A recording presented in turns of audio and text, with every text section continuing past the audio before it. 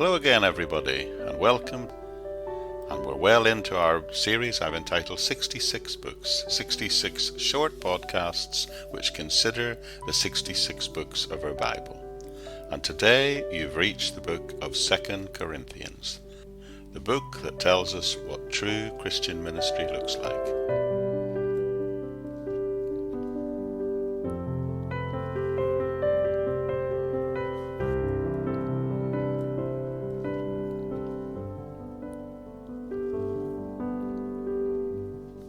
2 Corinthians is widely recognized as the most autobiographical of all of Paul's epistles.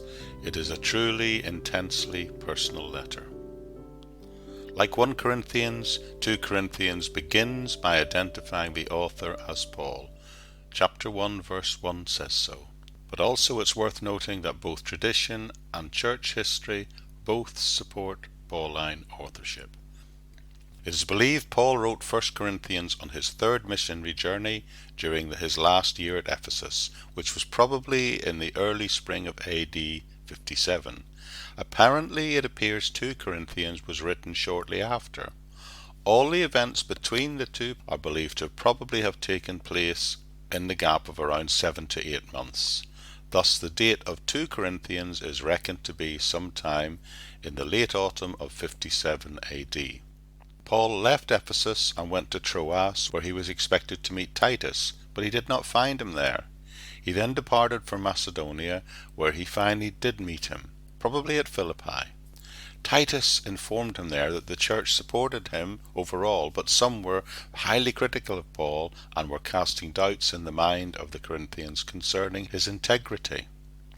These opponents of Paul were accusing him of walking according to the flesh, as they called it, and of being deceitful.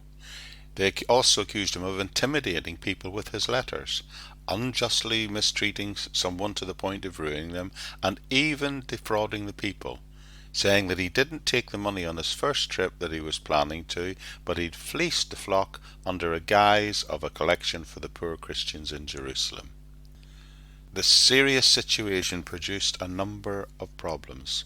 First and foremost, these accusations obviously raised serious questions in the minds of the Corinthians. Therefore, Paul in this second letter feels he needs to address the situation, particularly concerning those who are falsely accusing him. 2 Corinthians is very different from 1 Corinthians. 1 Corinthians is systematic, objective, and practical, deliberate in setting out to warn against pagan influences. 2 Corinthians, however, is not systematic. It's personal, impassioned, and warns against Judaizers. The message of 2 Corinthians is the true Christian minister cares for people, collects offering from people and for people, and takes in offerings for the ministry.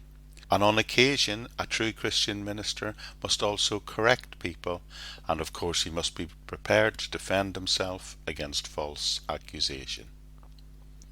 The overall structure in 2 Corinthians follows pretty much the usual format of an ancient letter, with greetings, thanksgivings, prayer, then the main body of the letter, and then finally closing with personal greetings and a benediction.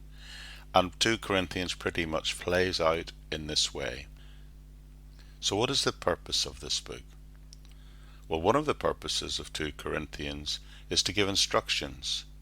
There are several minor purposes within that instruction giving, like the need for instruction regarding the repentant offender, possibly the man mentioned in 1 Corinthians chapter 5. Also he gives further instructions regarding the offering of the poor saints in Jerusalem, and he also clearly wants to show his continuing care for the Corinthian church. However, the major modus and purpose of this letter is to defend and vindicate his apostolic ministry and authority. Paul's opponents had made a threefold attack on him. They attacked his person, his character, and his teaching. He had been accused of inconsistency, of pride and boasting, of being unclear in his preaching, of weakness, of being rude, even of being a disreputable person and of being dishonest. and even a charge questioning whether he was of sound mind, questioning whether he had the authority to speak as an apostle. Quite a catalogue of accusations. Paul, in this letter, answers each and every one of these charges on his person and on his character. So in summary, it's fair to say that Paul wrote to the Corinthians to demonstrate his care and concern for them, and to give them some further instructions about the collection of the poor, but also to defend both his authority and his ministry and his position as an apostle.